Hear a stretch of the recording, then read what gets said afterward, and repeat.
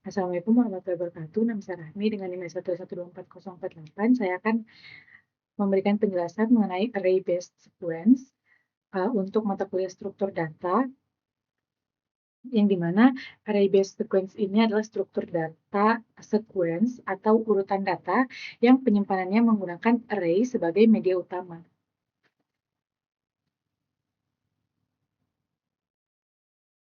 Nah, selanjutnya kita masuk ke pengimplementasian uh, dynamic array atau array dinamis, yang dimana kunci utamanya adalah menyediakan cara untuk memperbesar ukuran array A yang menyimpan elemen-elemen dari suatu list. Nah, jika sebuah elemen ditambahkan di append ke dalam list pada saat kapasitas array di bawahnya sudah penuh, kita melakukan langkah-langkah sebagai berikut. Yang pertama, kita mengalokasikan array baru B dengan kapasitas yang lebih besar. Kemudian kita mengatur BI sama dengan AI for I ini, yang dimana N menyatakan jumlah item saat ini, dan kita mengatur A sama dengan B, artinya kita menggunakan B sebagai array baru yang mendukung list tersebut. Nah, kemudian kita memasukkan elemen baru ke dalam array yang baru. Nah, seberapa besar array baru yang harus dibuat? Aturan umumnya yang biasa digunakan, array baru memiliki 2 kali lipat kapasitas dari array lama yang sudah penuh. Selanjutnya, ini adalah contoh runtime of a series of append operation on a dynamic array.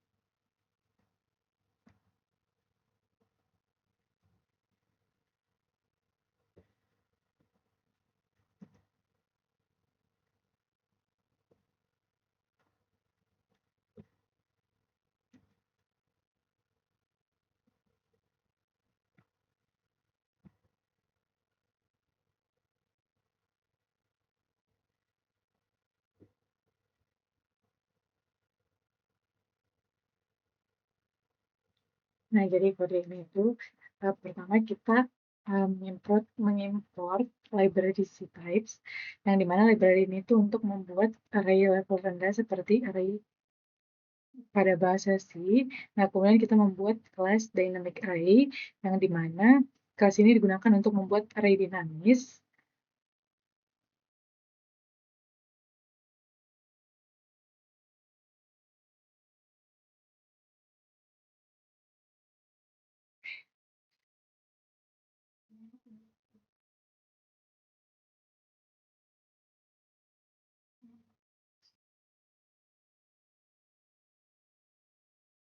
Nah, sebuah kelas array dinamis yang mirip dengan list Python sederhana. Nah, di sini kita membuat dengan konstruktor kelasnya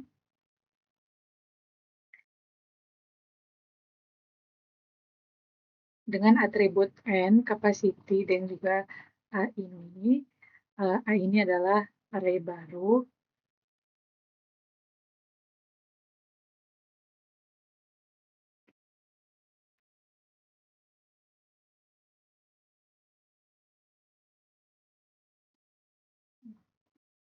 N ini dia menyimpan jumlah data yang ada di array. Nilai awalnya itu 0 karena dia masih kosong. Kemudian self capacity-nya itu 1, yang dimana dia berupa kapasitas awal array. Dia menyimpan nilai maksimum yang dia menyimpan berapa banyak kapasitas itu artinya berapa banyak elemen yang bisa disimpan di dalam array tersebut. Nah, di sini dia hanya bisa menampung satu elemen. Kemudian itu untuk membuat array asli di memori menggunakan C-types. Kemudian ada metode len, yang dimana ini tuh metode khusus agar objek bisa digunakan.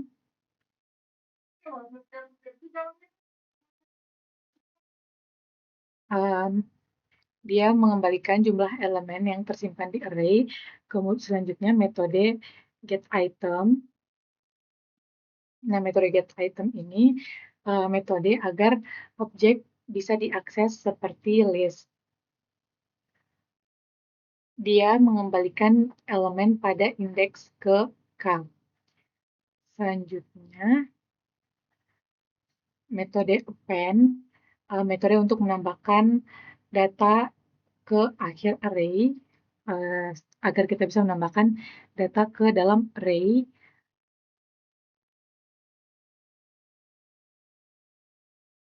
Dan menambahkan objek ke akhir array. Selanjutnya ada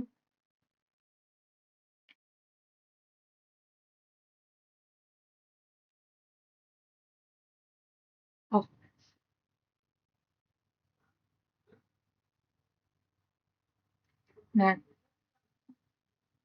di sini bisa dilihat bahwa ini tuh kalau misalnya jumlah elemennya itu sama dengan jumlah kapasitasnya, artinya array-nya itu sudah penuh, maka dia akan meresize array-nya dengan dua kali dari nilai kapasitas awal, atau besarnya 2 kali lipat. Nah, terus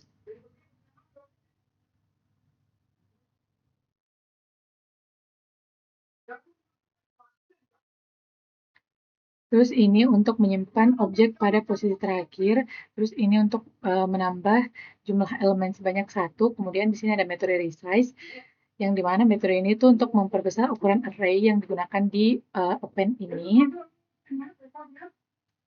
Nah, C di sini itu adalah kapasitas baru.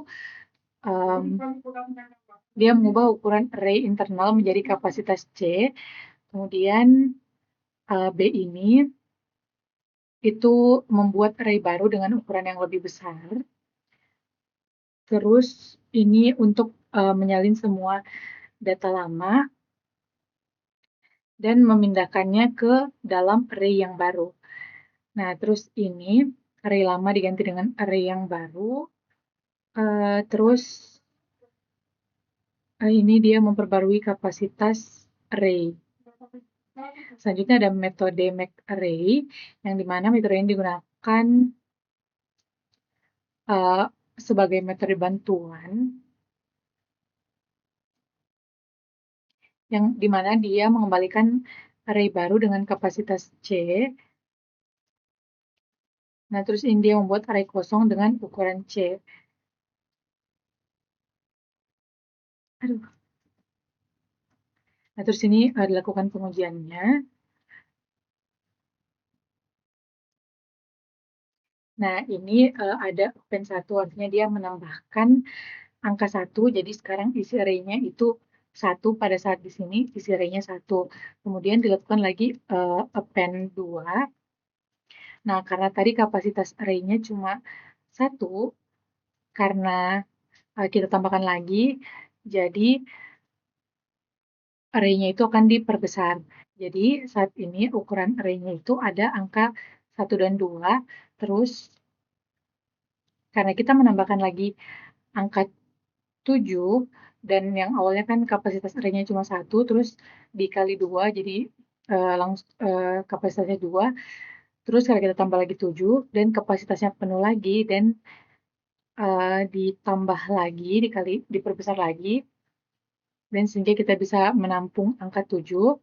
Kemudian kita ini mengakses datanya yang ada di dalam array, dan dapat kita lihat di sini hasilnya 1, 2, 7. Indeks 01, indeks 12, indeks 3, 7.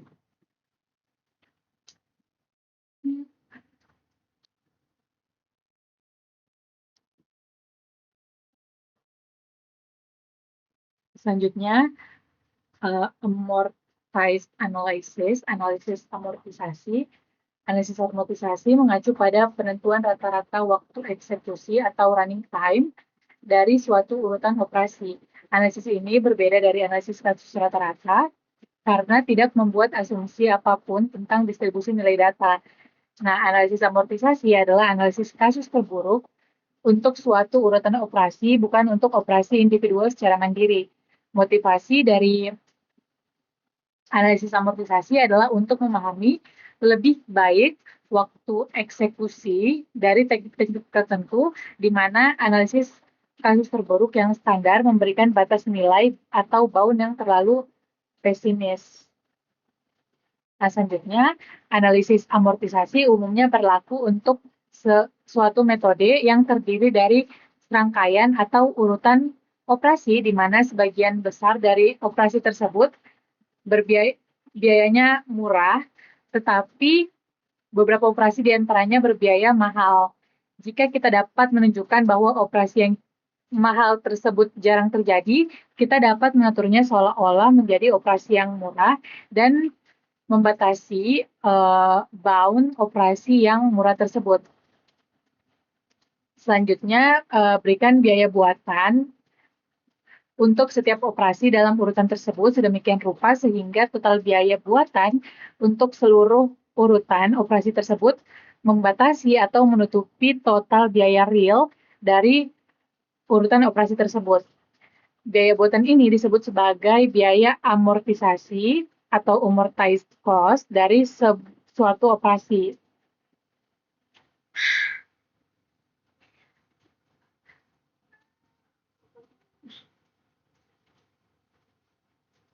amortized analysis part of dynamic array, analisis amortisasi pada array dinamis. Pandanglah komputer sebagai alat bertenaga koin yang membutuhkan pembayaran sebesar 1 cyber dolar untuk setiap satuan waktu komputasi yang konstan. Ketika suatu operasi dieksekusi, kita harus memiliki sejumlah cyber dolar yang cukup di dalam rekening bank kita saat itu untuk membayar waktu eksekusi operasi tersebut. Dengan demikian, total jumlah cyber dolar yang dihabiskan untuk komputasi apapun akan sebanding dengan total waktu yang dihabiskan untuk komputasi tersebut.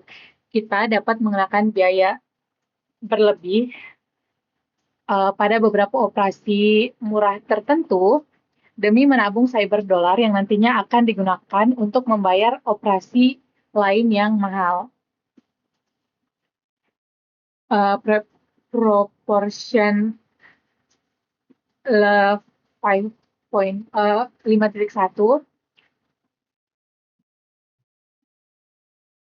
misalnya S adalah sebuah sequence atau urutan data yang diimplementasikan menggunakan array dinamis dengan kapasitas awal 1. Menggunakan strategi penggandaan ukuran array saat penuh, total waktu untuk melakukan serangkaian operasi serangkaian N, operasi append pada S dimulai dari kondisi S kosong adalah O dalam kurung N. Nah, pembuktiannya itu misalnya kita asumsikan setiap operasi append pada S itu membutuhkan biaya 1 cyber dolar. Itu tidak termasuk waktu yang dihabiskan untuk memperbesar ukuran array. Nah, kita asumsikan bahwa memperbesar ukuran array dari kapasitas K menjadi 2K membutuhkan biaya K cyber dolar. Kemudian kita kenakan tarif sebesar 3 cyber dolar untuk setiap operasi append yang tidak menyebabkan luapan atau yang tidak menyebabkan array penuh. Terus terdapat keuntungan atau surplus sebesar 2 cyber dolar untuk setiap penyisipan data insertion yang tidak memperbesar array dan uang ini disimpan di dalam sel atau slot memori tanpa elemen tersebut dimasukkan. Nah, luapan array terjadi ketika S memiliki 2 pangkat I, yang dimana I-nya lebih besar sama dengan 0 elemen. Nah,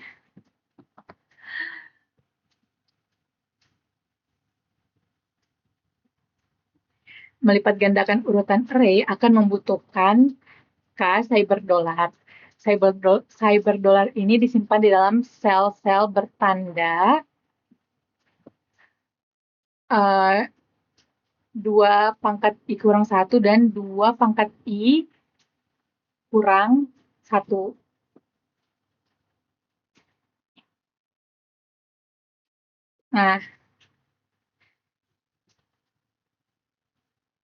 Nah, di situ ada penjelasan kenapa koinnya disimpan di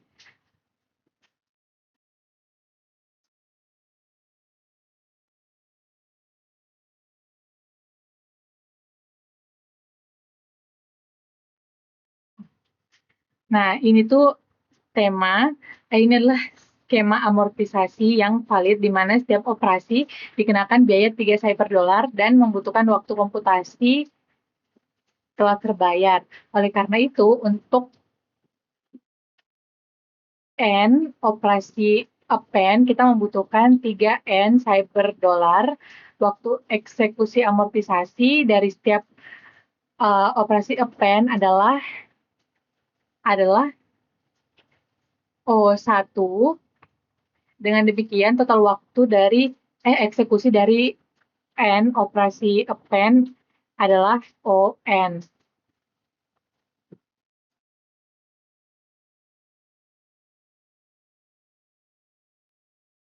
Nah, selanjutnya geometric increase in capacity, peningkatan kapasitas secara geometris, batas nilai amortisasi O1 per operasi dapat dibuktikan pada deret pertumbuhan ukuran array apapun yang meningkat secara geometris. Misalnya dikalikan 2, dikalikan 1,5, dan seterusnya. Dan kita itu harus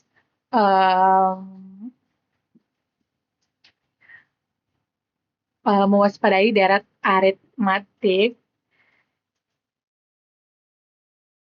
Dia menyediakan sejumlah sel tambahan yang konstan saat mengubah ukuran array resize akan menyebabkan performa yang buruk. Pada kasus ekstrim, menambahkan hanya satu sel setiap kali operasi append penuh akan menyebabkan total biaya keseluruhan menjadi kuadrat. Menambahkan 2 atau 3 sel sekaligus setiap kali resize sedikit lebih baik, tetapi tetap menghasilkan total biaya keseluruhan yang kuadratik menggunakan nilai pertambahan yang tetap untuk setiap resize yang membentuk deret aritmetis pada ukuran array perantaranya akan menghasilkan total waktu keseluruhan yang kuadratik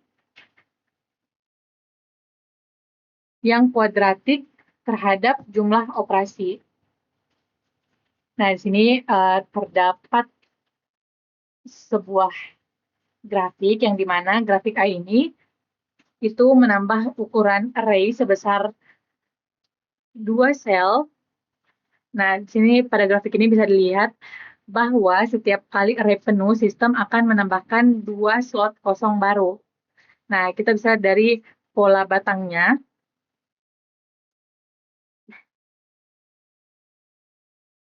Setiap kali elemen menyentuh angka genap 2, 4, 6, 8, dan seterusnya, terjadi lonjakan tinggi.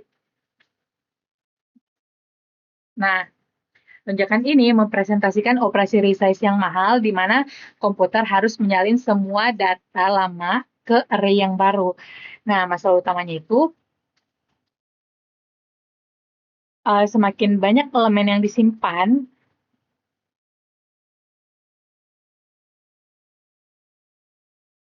semakin banyak elemen yang disimpan, yaitu sumbu X-nya itu semakin ke kanan, lonjakannya semakin tinggi secara konstan, membentuk tangga linear.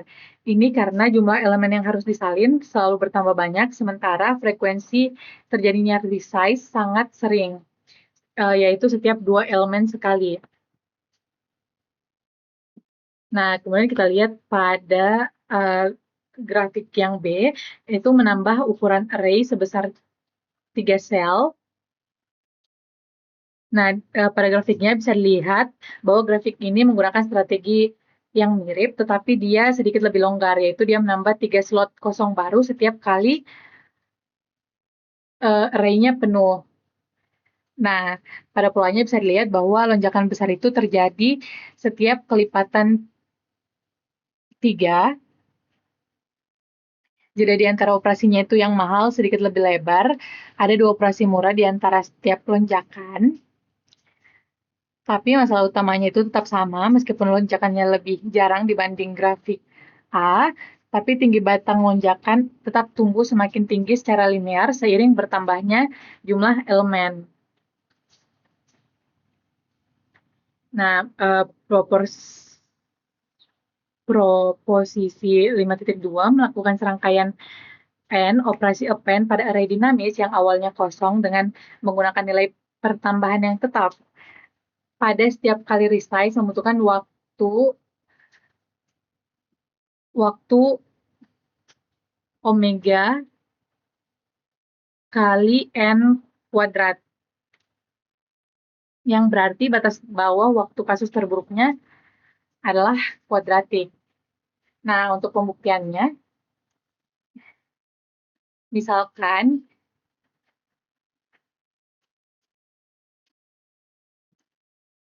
C lebih besar dari 0 itu menyatakan nilai pertambahan tetap pada kapasitas yang digunakan untuk setiap peristiwa resize. Nah, untuk serangkaian N, operasi append akan terjadi sebanyak Nitro Screen Reader. The following keyboard shortcuts dari sebanyak M sama dengan matriks M sama dengan N per C kali operasi resize yang memakan waktu sebanyak C, 2C, 3C, dan seterusnya sampai MC. Nah, total waktu keseluruhan akan sebanding atau proporsional dengan hasil penjumlahan. Ini. Selanjutnya, penggunaan memori dan penyusutan array.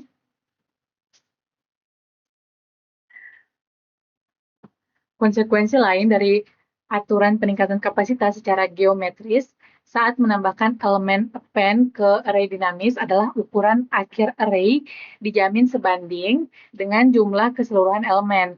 Artinya, struktur data ini menggunakan memori sebesar ON jika suatu wadah atau kontainer seperti list pada Python menyediakan operasi yang menyebabkan penghapusan satu atau lebih elemen, perhatian lebih harus diberikan untuk memastikan bahwa array dinamis tetap menjamin penggunaan memori sebesar ON. Penyisipan data secara berulang dapat menyebabkan array di bawahnya membesar tanpa batas sehingga hubungan proporsional dengan jumlah elemen yang sebenarnya tidak lagi terjaga. Misalnya, setelah data dimasukkan,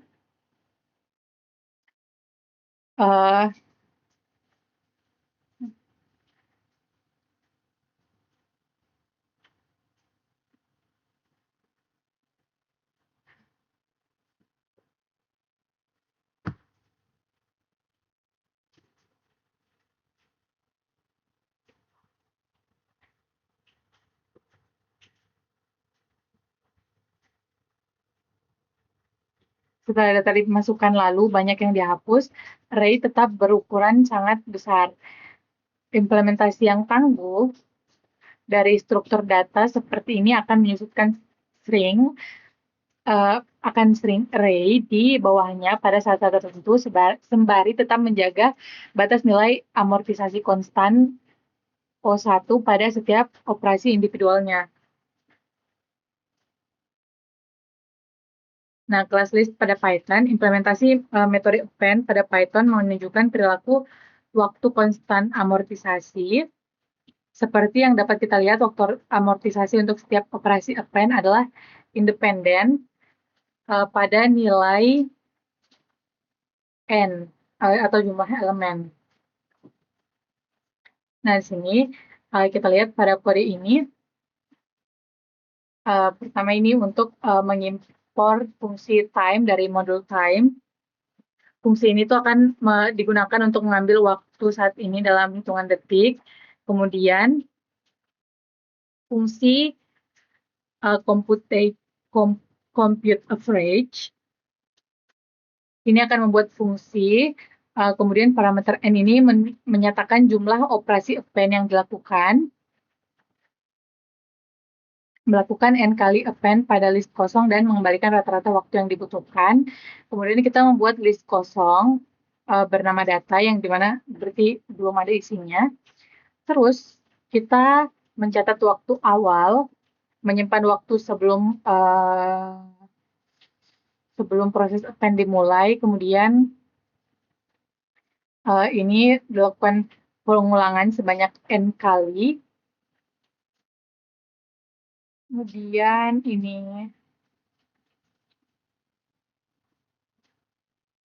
ini mencatat waktu selesainya.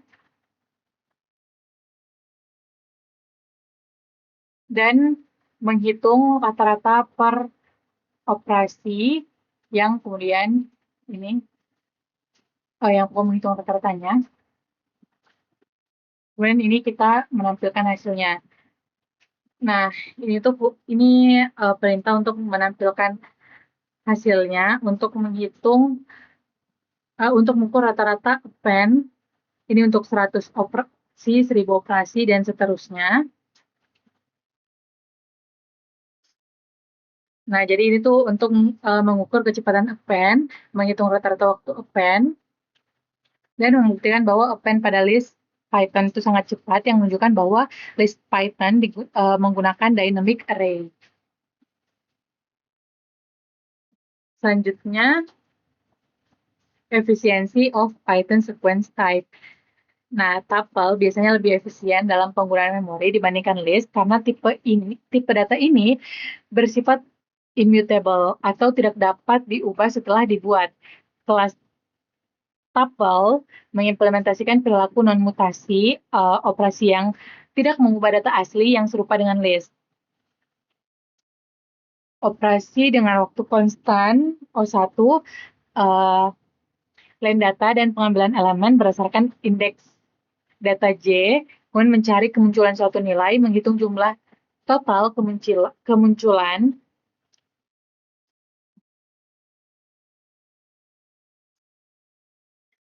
membutuhkan perulangan melewati seluruh elemen dalam array, perulangan untuk memeriksa keberadaan suatu elemen,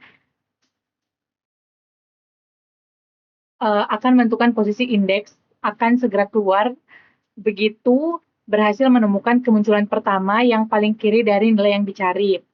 Nah, perbandingan leksikografis atau perbandingan urutan alfabet atau kata dalam kasus terburuk, evaluasi ini membutuhkan waktu iterasi yang sebanding dengan panjang sekuens yang lebih pendek di antara keduanya.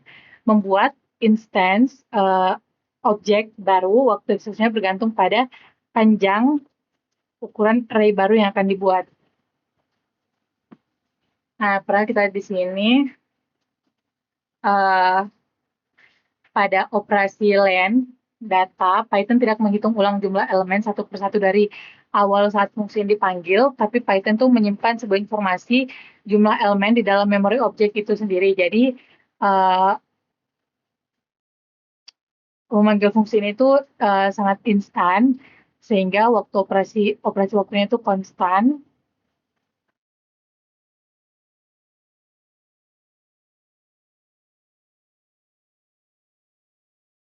Kemudian data J, karena array disimpan secara berurutan dalam memori komputer, Python bisa langsung melompat ke alamat memori indeks J secara instan tanpa perlu melewati indeks-indeks sebelumnya. Nah, selanjutnya di sini ada operasi pencarian linear, yaitu ON, OK tambah 1. Nah, pertama ada data count value. Operasi ini memiliki waktu eksekusi ON karena operasi dipaksa untuk melakukan perulangan looping dan memeriksa setiap elemen dari ujung awal sampai ujung akhir array untuk memastikan tidak ada kemunculan angka atau nilai yang terlewat. Nah, selanjutnya data index value dan value in data. Operasi ini dinotasikan sebagai O K tambah 1, yang dimana K adalah indeks lokasi target ditemukan, berbeda dengan count. Pencarian ini akan langsung berhenti dan keluar begitu target pertama ditemukan. Jika target berada di awal atau indeks 0, operasinya akan sangat cepat, namun jika target ada di paling akhir atau tidak ditemukan, ia akan memakan waktu maksimal. Nah, selanjutnya sini ada yang leksikografis, yang data sama dengan data 1 sama dengan data 2, dan operator perbandingan lainnya. Komputer akan membandingkan elemen demi elemen mulai dari indeks 0, perulangan akan langsung berhenti begitu ditemukan elemen yang tidak sama atau saat salah satu sekuens habis. Oleh karena itu, waktunya bergantung pada jumlah elemen yang berhasil dicocokkan. Nah, selanjutnya operasi pembuatan objek baru, slicing. Yang pertama data JK ini, operasi pemotongan atau slicing memiliki kompleksitas sebanding dengan jumlah elemen yang diambil, yaitu sebesar O K kurang J tambah 1, karena Python harus menyalin elemen-elemen di rentang tersebut ke dalam list atau tuple baru. Nah, kemudian data 1 tambah data 2 menghasilkan sekuens baru berisi gabungan keduanya. Waktunya ditentukan oleh total panjang kedua data tersebut, karena semuanya harus disalin ke memori baru. Selanjutnya, C kali data, menggandakan data sebanyak C kali, membutuhkan waktu yang sebanding dengan akhir data yang baru dibuat, yaitu OCN. Selanjutnya, mutating behaviors atau perilaku mutasi. Metode set item mengubah nilai elemen pada indeks tertentu. Misalnya data J sama dengan nilai baru membutuhkan waktu konstan O1 menambahkan elemen ke dalam list, menghapus elemen dari list, memperluas list, dan membangun list baru. Nah, operasi pengubahan dan penambahan data J sama dengan val mengubah nilai pada indeks tertentu saat sangat instan. Komputer langsung melompat ke alamat memori indeks J dan menimpa datanya tanpa menggeser elemen lain. Selanjutnya, yang data append value menambahkan elemen di ujung akhir list biasanya sangat cepat, kecuali jika kapasitas memori array penuh dan Python harus melakukan resize yang memakan waktu ON karena jarang terjadi. Biasanya rata-rata amortisasi tetap dihitung O1. Selanjutnya, data insert K, value. Ketika kita menyisipkan elemen baru di indeks K, Python harus menggeser semua elemen di sebelah kanannya, mulai dari indeks K sampai elemen terakhir sebanyak 1 slot ke kanan agar tersedia ruang kosong. Semakin ke depan posisi K atau mendekati 0, semakin banyak data yang harus digeser, sehingga operasinya mendekati ON. Selanjutnya, operasi penghapusan data pop itu menghapus elemen paling terakhir dari list. Operasi ini tuh sangat efisien karena tidak ada elemen lain yang perlu bergeser posisi. Selanjutnya, data pop K, del data K, menghapus elemen pada indeks tertentu K. Setelah elemen tersebut dibuang, terjadi celah kosong yang dimana Python itu harus menggeser semua elemen kanan indeks K sebanyak 1 slot ke kiri untuk menutup celah tersebut. Nah, selanjutnya, data remove value, menghapus elemen berdasarkan nilainya, bukan indeksnya. Operasi ini memakan waktu ON, karena Python harus melakukan pencarian dari indeks 0 untuk menemukan posisi nilai tersebut terlebih dahulu, lalu kemudian membuangnya dan menggeser elemen yang tersisa. Selanjutnya, operasi penggabungan. Data 1.x dan data 2, data 1 tambah sama dengan data 2, menambahkan seluruh isi data 2 ke dalam data 1. Waktu eksekusinya bergantung pada jumlah elemen yang ada di dalam sequence kedua, karena Python harus menyalin sebanyak N2 elemen ke akhir data 1. Kemudian, data reverse membalikan urutan list dari belakang ke depan. Python harus mengukar posisi tab elemen di array sehingga membutuhkan waktu yang sebanding dengan jumlah total elemen. Selanjutnya, data sort itu mengurutkan data menggunakan algoritma bawaan Python, tim sort, yang dimana pada kecepatan teoritis paling optimal untuk algoritma pengurutan berbasis perbandingan pada kasus terburuk rata-rata. Selanjutnya, adding element to a list, menambahkan elemen ke dalam list. Operasi insert K value, di mana 0 lebih kecil sama dengan K, lebih kecil sama dengan N, membutuhkan penggeseran semua elemen berikutnya mundur 1 slot ke belakang untuk menyediakan ruang kosong. Array resizing, perubahan ukuran array memiliki waktu eksekusi kasus terburuk atau worst case-nya itu sebesar ON, tapi hanya membutuhkan waktu amortisasi sebesar O1 per operasi. Penggeseran elemen itu dilakukan untuk menyediakan ruang baru bagi item baru dengan performa amortisasi sebesar ON kurang K tambah 1 untuk penyisipan pada indeks K. Nah, di sini dapat dilihat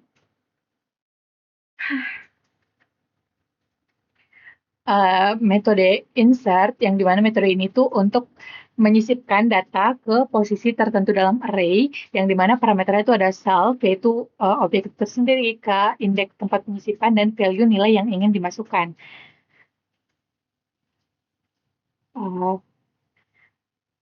Menyisipkan nilai pada indeks K, lalu menggeser elemen setelahnya ke kanan untuk penyederhanakan, diasumsikan 0 lebih kecil sama dengan lebih kecil sama dengan K, lebih kecil sama dengan N. Kemudian ini tuh untuk mengecek apakah array sudah penuh. N itu elemen saat ini.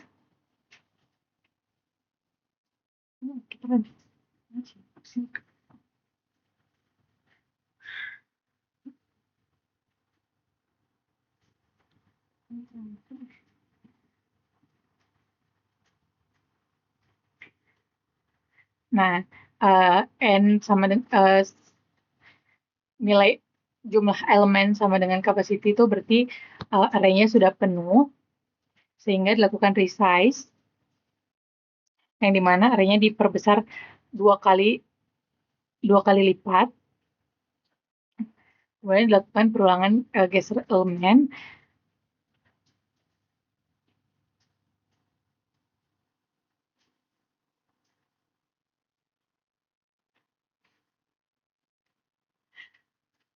Yang mana ini dia menggeser elemen kanan terlebih dahulu, kemudian ini memindahkan elemen satu langkah ke kanan, kemudian menaruh nilai baru pada indeks K, dan karena ada data baru, jumlah elemen bertambah satu.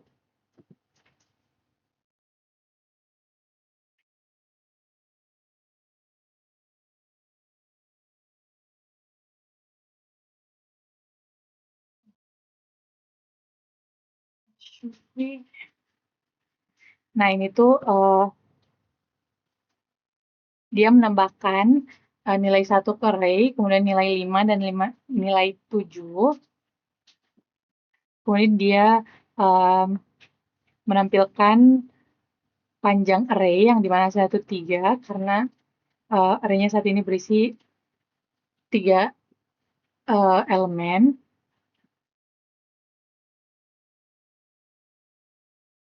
Kemudian dia print B yang menampilkan elemen di dalam array-nya itu, yang 3-nya itu nilai 1, 5, dan 7. Kemudian dia menambahkan lagi pada indeks kedua angka 10.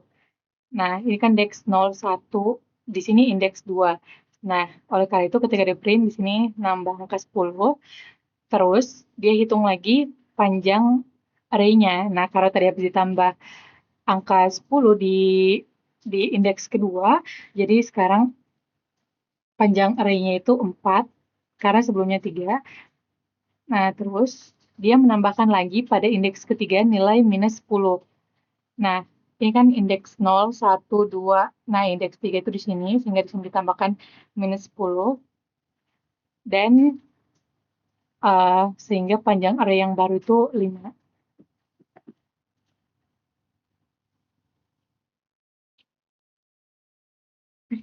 Kok nggak pindah? Nah, selanjutnya analisis performa runtime dari operasi insert Python. Dia itu menyisipkan data di awal list adalah yang paling mahal karena membutuhkan waktu linear untuk setiap operasi. Selanjutnya, menyisipkan data di tengah list membutuhkan sekitar setengah waktu dibandingkan menyisipkan di awal, tetapi tetap memiliki kompleksitas waktu omega n. Kemudian menyisipkan data di akhir menunjukkan perilaku O1 atau waktu konstan. Nah, pada tabel ini kita bisa melihat bahwa rata-rata waktu eksekusi operasi ini, ya Allah.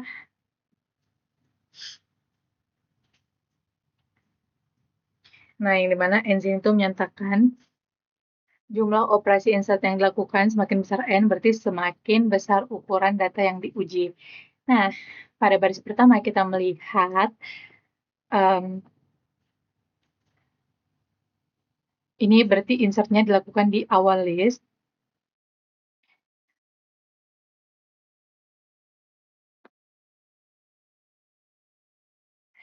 Saat n-nya sama dengan 100, waktunya itu 0,482 mikrodetik, tetapi saat n-nya itu sama dengan 1 juta, waktunya menjadi 351,590 mikrodetik. Nah, waktunya yang di mana itu waktunya meningkat sangat besar saat datanya membesar. Terus pada baris kedua, ini tuh berarti menyatakan bahwa insert dilakukan di tengah list. Nah, kita lihat pada saat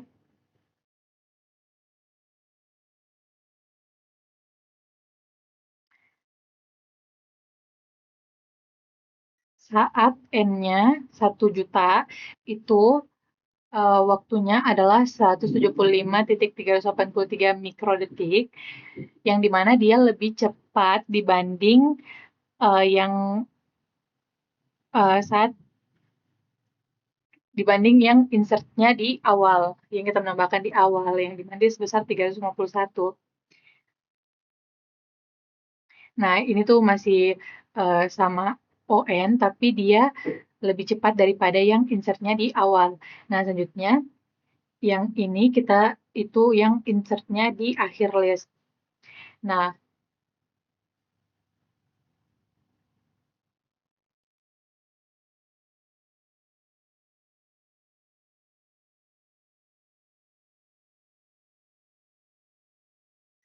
dapat lihat dia waktu eksekusinya lebih semakin besar datanya, waktu eksekusinya itu semakin kecil. Nah, terus waktu eksekusi rata-rata dari insert yang diukur dalam satuan mikrodetik berdasarkan serangkaian N panggilan.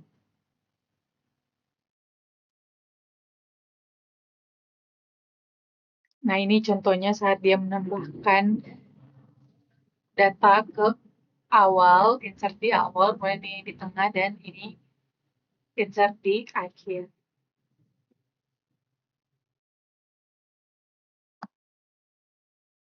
Selanjutnya, menghapus elemen dari list. Ada fungsi pop untuk menghapus elemen paling akhir dari sebuah list. Dia membutuhkan waktu sebesar O1, kemudian pop K menghapus elemen yang berada di indeks K, K lebih kecil dari N, dari sebuah list yang membutuhkan waktu O N kurang K, yang kali ini dikarenakan jumlah pergeseran elemen bergantung pada indeks K yang dipilih. Operasi pop menghapus elemen paling depan adalah yang paling mahal karena membutuhkan waktu sebanyak omega n. Kemudian remove dapat menghapus suatu nilai spesifik tanpa perlu menentukan indeksnya dari list, yang membutuhkan waktu omega n. Nitro Screen Reader. The following keyboard shortcuts can be used to control. Kemudian kita lihat kodenya. Di sini dia membuat metode remove yang digunakan untuk menghapus kemunculan pertama suatu nilai dalam array. Menghapus kemunculan pertama dari suatu nilai atau memunculkan value error. Pada versi ini kita tidak mempertimbangkan pengecualian ukuran dynamic array. Nah, kemudian ini tuh loop untuk memeriksa semua elemen array. Kemudian dilakukan pengecekan apakah elemen pada indeks K sama dengan nilai yang ingin dihapus. Terus setelah data dihapus, elemen setelahnya harus digeser ke kiri, kemudian memindahkan elemen kanan ke kiri satu langkah. Ini membantu garbage collection. Selanjutnya, ini mengurangi jumlah elemennya, dan dia keluar dari metodenya. Tapi jika nilai tidak ditemukan, dia akan meraih value error, nilai tidak ditemukan. Di sini dia tambahkan angka 1, kemudian angka 5, dan angka 7. Kemudian dia print, nah muncul angkanya. Kemudian ini dia menghitung panjang array-nya. Nah, panjang array itu 3, karena saat ini berisi 3. Selanjutnya dia meremove angka 5 pada array tersebut. Sehingga saat di print itu tinggal 1 dan 7. 5 udah dihapus. Terus panjangnya menjadi 2. Extending a list, memperluas list, digunakan untuk menambahkan sebuah elemen dari satu list ke bagian akhir dari list kedua. Perintah data extend other itu sama dengan kode for element in other data append element, yang dimana data for element in other data pen element itu waktu eksekusi atau running time-nya itu sebanding dengan panjang dari list lain tersebut senilai amortisasi. Karena list pertama kemungkinan perlu diubah ukurannya demi menampung elemen-elemen tambahan tersebut. Nah, metode extend lebih disukai dibandingkan melakukan panggilan fungsi append secara berulang kali. Metode ini menawarkan 3 keuntungan, yaitu implementasi bawaan, built-in, Python relatif lebih efisien, karena ditulis secara natively menggunakan bahasa pemrograman yang dikompilasi dibandingkan dengan kode Python yang biasa yang harus diinterpretasikan. Selanjutnya dia memiliki beban kerja yang lebih kecil karena memanggil satu fungsi tunggal untuk menyelesaikan semua pekerjaan daripada melakukan banyak panggilan fungsi secara individual. Dan peningkatan efisiensi dari extend juga berasal dari fakta bahwa ukuran akhir dari list yang diperbarui sudah dapat dihitung sejak awal sehingga Python bisa langsung melakukan satu kali resize besar di awal jika memori kurang, bukan resize berkali-kali setiap perulangan. Nah, membangun list baru. Efisiensi asimptotik bernilai linear terhadap panjang list yang sedang dibuat. Syntax list comprehension secara signifikan lebih cepat dibandingkan membangun list dengan cara melakukan operasi append secara berulang di dalam perulangan. Lebih efisien membuat list menggunakan perintah on o 0 kali n daripada membangun list tersebut secara bertahap. Nah, di sini bisa dilihat square k kali k for k in range 1, n tambah 1. Ini adalah list comprehension di Python untuk membuat list berisi kuadrat bilangan. Nah, range 1, n tambah 1 ini menghasilkan angka dari 1 sampai n, kemudian k kali k, artinya setiap k dikalikan dengan dirinya sendiri, kemudian k for k in range, itu perulangan untuk mengambil semua angka dari range, kemudian ada di sini. Nah, ini tuh dia sebenarnya setara dengan yang di bawah ini. Nah, yang di bawah ini tuh square sama dengan array kosong, itu membuat list kosong bernama square. Kemudian ada perulangan loop yang dimana prosesnya diulang dengan nilai k dari 1 sampai n.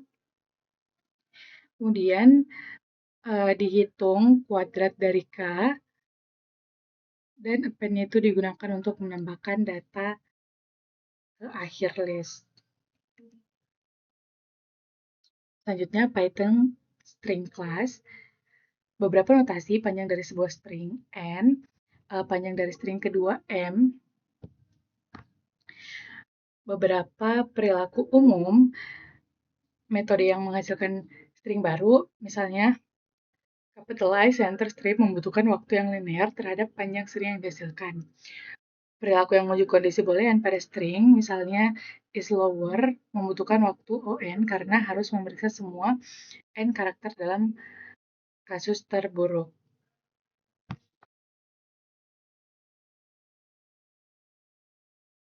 Nah, pattern matching, pencocokan pola untuk menemukan satu string atau satu pola di dalam string lain yang lebih besar. Nah, contohnya perintah-perintah seperti contains, find, index, count, replace, split, implementasi naif akan menghasilkan kompleksitas waktu OMN. Hal ini dikarenakan terdapat sebanyak n kurang m tambah 1 kemungkinan indeks awal untuk penempatan pola tersebut, dan kita harus menghabiskan waktu sebesar OM di setiap posisi awal untuk memeriksa apakah polanya cocok. Selanjutnya, composing string, menyusun string, membuat sebuah string baru yang bersumber dari string lain. Contohnya, kita memiliki sebuah string berukuran besar bernama dokumen. Tujuan kita adalah membuat string baru bernama letters yang hanya berisi karakter alfabet dari string asli tersebut dengan menghapus semua spasi, angka, dan tanda baca.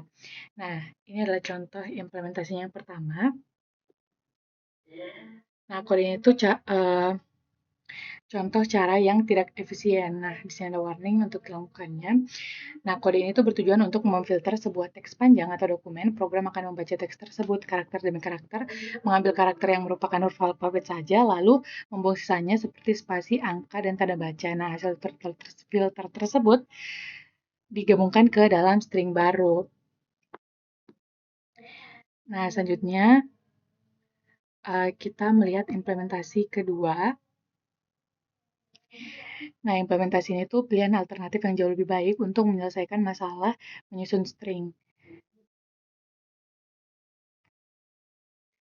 Nah, kode ini tuh memperbaiki masalah performa lambat yang ada pada implementasi yang menggunakan operator tambah sama dengan langsung pada string.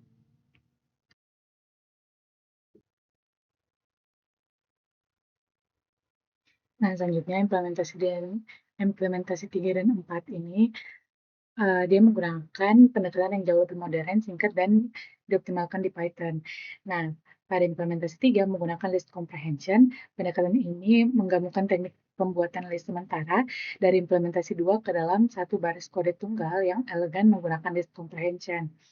Nah, terus pada implementasi keempat menggunakan generator expression. Pendekatan ini sekilas terlihat mirip dengan implementasi 3, tetapi memiliki perbedaan yang sangat besar dalam cara mengelola memori komputer karena tidak menggunakan tanda kurung siku. Selanjutnya, using array-based sequence, menggunakan urutan berbasis array, kita mempelajari 3 contoh penerapan berikut. Yang pertama, menyimpan skor tertinggi pada game, terus mengurutkan semua elemen, dan kriptografi sederhana. Nah, pertama, menyimpan skor tertinggi pada game. Tujuannya adalah untuk menyimpan entry skor tertinggi dari sebuah video game. Setiap entry game memiliki data nama dan skor kelas yang bersesuaian. Untuk menyimpan data ini bernama game entry. Untuk mengelola urutan dari skor-skor tertinggi tersebut, kita membuat tupan lain bernama scoreboard. Scoreboard dapat memiliki jumlah entry terbatas, misalnya hanya 10 tempat. Sebuah skor baru hanya dapat memenuhi syarat untuk masuk ke dalam papan skor jika nilainya secara ketat lebih tinggi daripada skor paling rendah yang ada di papan saat itu. Ketika sebuah entry baru berhasil dimasukkan ke dalam papan skor, elemen-elemen di dalamnya akan bergeser ke arah kanan untuk menyediakan ruang kosong yang tepat bagi skor baru tersebut. Nah, kita bisa lihat di sini gambarnya. Pada gambar yang pertama ini, array menyimpan 6 entry skor tertinggi secara berurutan dari yang terbesar sampai terkecil. Nah, indeks 0 itu Mike 1105 sampai indeks 5 ada Jack dengan 510 dan sisa slotnya masih ada indeks 6 sampai 9. Nah, terus di sini dilihat bahwa pemain bernama Jill mendapatkan skor 740. Nah, berdasarkan urutan skor, Jill itu harus ditempatkan pada indeks kedua setelah Mike dan Rob. Nah, proses penggeserannya sebelum data Jill mulai dimasukkan ke indeks 2, seluruh elemen yang nilainya lebih kecil seperti Paul, Anna, Ross, dan Jack harus digeser satu slot ke kanan secara bergantian dari indeks 5 ke 6, indeks 4 ke 5, dan seterusnya. Nah, seperti yang ditunjukkan oleh tanda pada ini. Nah, hasil akhirnya setelah ruang di indeks 2 kosong, entry Jill dengan skor 740 baru dimasukkan ke indeks kedua dan seluruh papan skor tetap terjaga kerapian dan ukurannya. Nah, ini tuh contohnya pada codingan. Nah, di sini ada kelas game entry mempresentasikan satu entry daftar skor tertinggi, kemudian ini untuk menyimpan data pemain dan skor, terus konstruktor init, terus yang menyimpan nama pemain, skor pemain, dan menyimpan nama dan skor ke dalam objek. Selanjutnya, getName mengembalikan nilai name nama, terus get score, mengambil skor dari permain dan mengembalikan nilai skor, kemudian str, mengatur tampilan objek saat di print, formatnya seperti ini. Selanjutnya ada kelas scoreboard, ya, urutan skor tertinggi dengan panjang tetap dalam urutan menurun, digunakan untuk menyimpan daftar skor tertinggi. Terus konstruktornya ini inisiasi scoreboard dengan kapasitas maksimum tertentu, semua entry awalnya bernilai non.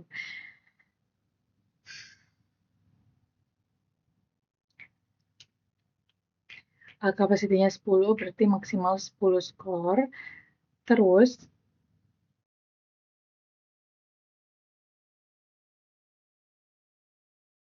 self-board sama dengan non kali capacity membuat list sesuai dengan ukuran kapasitas, terus self-n sama dengan 0, menyimpan jumlah data yang benar-benar terisi. Selanjutnya ada metode get item, mengembalikan entry pada indeks K, metode untuk mengambil data berdasarkan indeks, terus dia mengembalikannya lagi, terus str mengembalikan representasi string dari daftar skor tertinggi. Metode ini untuk menampilkan isi scoreboard, terus menambahkan entry baru ke skor tertinggi, metode untuk menambahkan skor baru.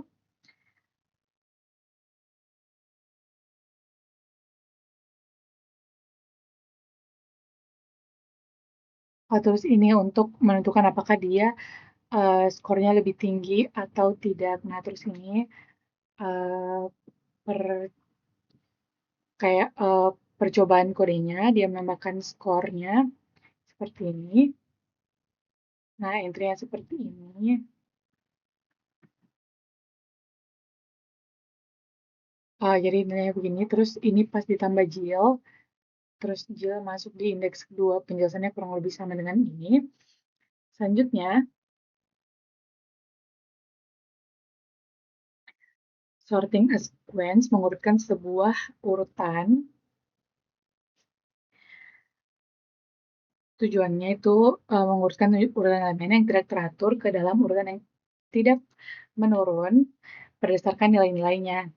Nah, pertama ada insertion sort algorithm, mulai dengan elemen pertama di dalam array, satu elemen saja secara otomatis sudah dianggap terurut. Perhatikan elemen kedua, jika nilainya lebih kecil dari elemen pertama, tukar posisi keduanya. Perhatikan elemen ketiga, tukar posisinya ke arah kiri secara terus-menerus sehingga berada di urutan yang tepat di antara dua elemen pertama dan seterusnya. Nah, ini ada algoritma insertion sort A. Inputnya itu sebuah array A yang berisi dari elemen yang dapat dibandingkan, kemudian outputnya array A dengan elemen-elemen yang telah disusun kembali dalam urutan yang tidak menurun. Untuk for K dari 1 sampai N kurang 1, lakukan sisipkan AK pada lokasi yang tepat pada rentang indeks 0, indeks 1, terusnya sampai indeks K. Nah, ini dia pertama memeriksa C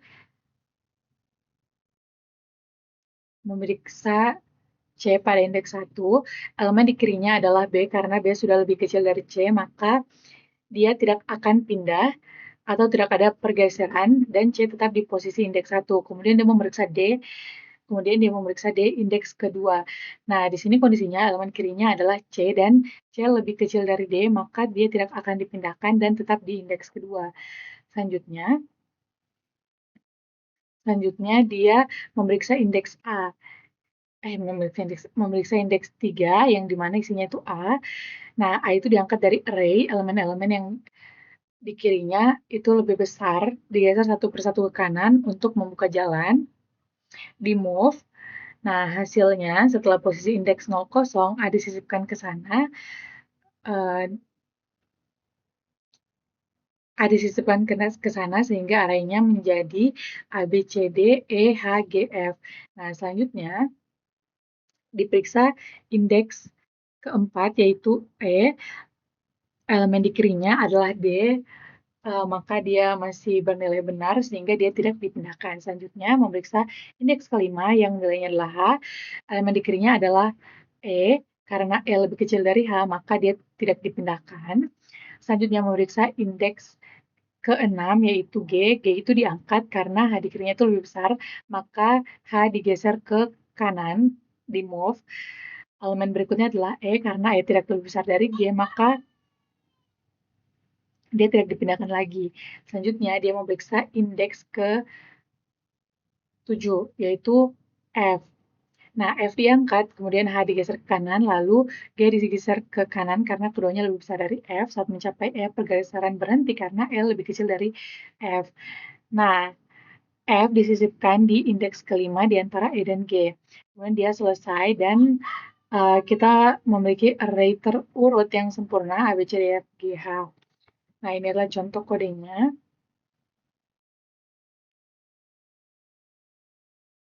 Selanjutnya, simple cryptography. Caesar Cipar melibatkan pergantian setiap huruf dalam suatu pesanan dengan huruf yang berada pada urutan berbeda langkah sebelahnya dalam urutan abjad. Aturan penggantian dapat direpresentasikan dengan menggunakan string atau teks yang lain. Nah, kriptografi itu ciphertext. Nah, ini tuh proses mengubah plain text menjadi ciphertext. Cara mengubah plain text menjadi ciphertext itu dengan proses mengubah plain text menjadi ciphertext itu namanya enkripsi, dan proses mengembalikan ciphertext ke plain text itu namanya dekripsi.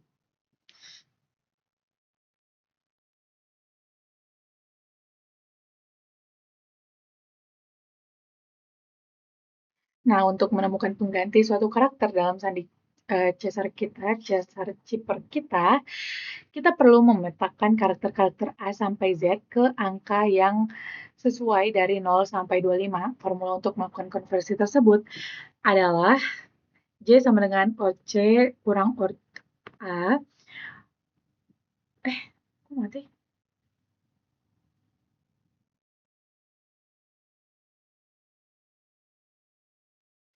Nah, terus enkripsi itu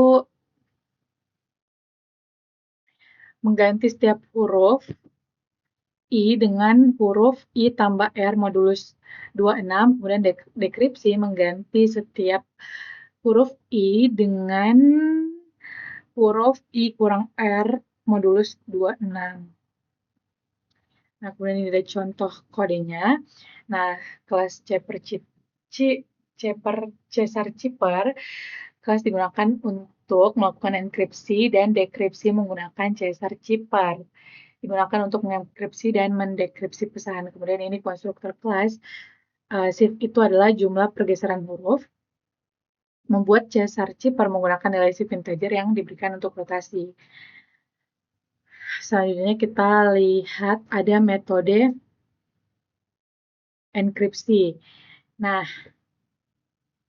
dia mengembalikan string hasil pesan terenkripsi, metode untuk mengenkripsi pesan. Selanjutnya ada metode dekripsi, mengembalikan string hasil pesan terdekripsi, metode untuk mendekripsi pesan. Selanjutnya ada transform, fungsi bantuan untuk melakukan transformasi berdasarkan string kode yang diberikan. Metode internal untuk mengubah huruf. Nah, selanjutnya ini prosesnya. Bisa lihat, nah ini ada secret message-nya, berarti ini dari Cipher, ya, kemudian diubah menjadi plain text. Nah, ini dia menggunakan Cipher decrypt. Nah, pertama dia di sini ternyata dia memberikan message. Nah, habis dia berikan message, terus dia mengenkripsi pesannya, terus di print. Nah, ini hasil enkripsinya. Kemudian dia dekripsi lagi. Nah, dekripsinya ini sama dengan yang ini. Nah, selanjutnya Multidimensional dataset, kumpulan data multidimensi memiliki lebih dari satu dimensi. Sebuah list dua dimensi dapat disebut sebagai matriks. Contohnya, informasi geografis dapat direpresentasikan secara alami dalam bentuk dua dimensi, data jarak atau range data yang diperoleh dari perangkat lidar merupakan data tiga dimensi. Gambar monokrom hitam putih merupakan gambar dua dimensi. Selanjutnya, constructing multidimensional list. Membuat list multidimensi. Menginisialisasi list satu dimensi dengan cepat dengan data sama dengan 0 kali n, matriks 0 kali n. Kemudian menginisialisasi list multidimensi. Yang pertama ada datanya sama dengan matriks 0 kali C kali R, dan ada matriks 0 kali C kali R.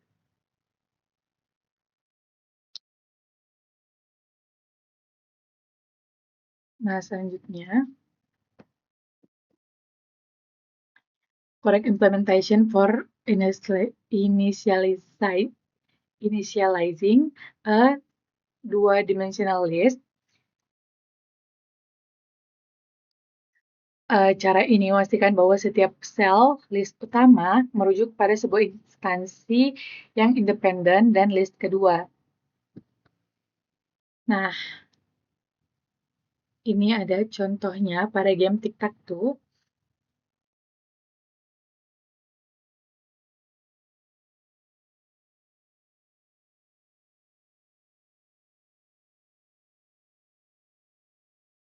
Nah, dia membuat kelas tic-tac-toe yang dimana digunakan untuk mengelola permainan tic-tac-toe. Pengelolaan permainan tic-tac-toe tanpa strategi.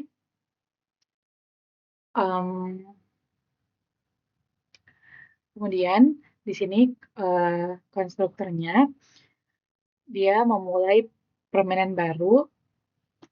Kemudian di sini ada self-board, membuat papan 3x3 berisi spasi kosong, kemudian self player X, pemain pertama adalah X, kemudian def mark, metode untuk menaruh tanda pada papan, I itu baris, kemudian J-nya adalah kolom. Menaruh tanda X atau O pada posisi I, J untuk giliran pemain berikutnya. Nah, selanjutnya ini logika permainannya. Kemudian metode is-win-nya itu metode untuk mengecek kemenangan pemain tertentu. Nah, untuk memeriksa apakah konfigurasi papan merupakan kemenangan untuk permainan tertentu. Nah, kemudian ini untuk mengeceknya, selanjutnya ada metode winner, metode untuk menentukan pemenang. Dia mengembalikan simbol pemain yang menang jika atau non kalau misalnya seri. Kemudian ada metode STR untuk menampilkan papan permainan, mengembalikan representasi string dari papan permainan saat ini. Nah, kemudian ini